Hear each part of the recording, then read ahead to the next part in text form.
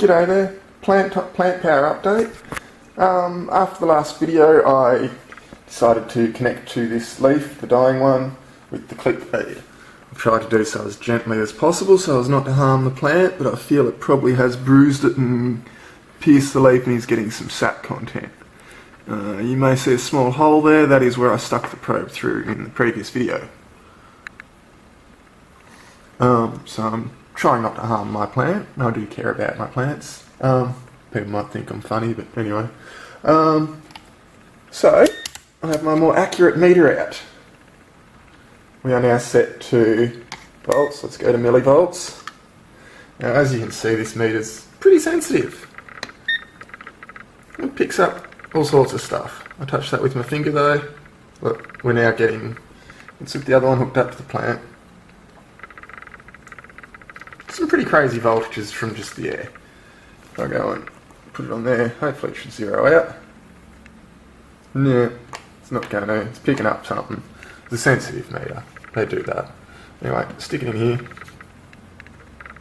Oh, look at that, I'm not even in the right plug. How about this? That's more like it.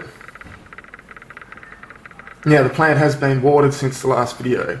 You might have noticed that glass of water sitting there. I have poured it in. Most of it I just poured straight in the bottom, as I normally would. A little bit I poured in top, just extra wet the soil. I had this plugged in when I did that.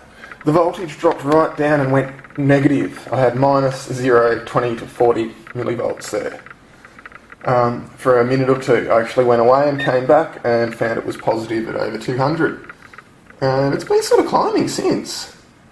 It goes up and down a bit, but reasonably steady.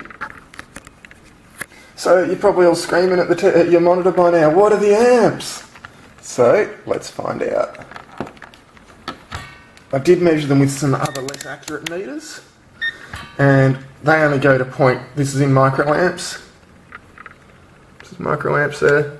They only go to 0.1 of a microamp. This one goes to 2 points of a microamp, or got to be 100 nanoamps and tens of nanoamps. So let's chuck this probe in and we'll see what we get. Now I was only getting a 0.1 on my other meters. I thought it might have been lower than 100 nanoamps, but as you can see there, it's just over 100 nanoamps. I actually got 140 nanoamps a few minutes back. So I have flattened my plant a little bit.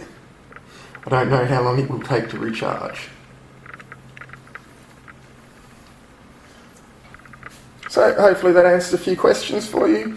I put some links to some well-researched papers in my previous video. I'll add them to the description in this one too.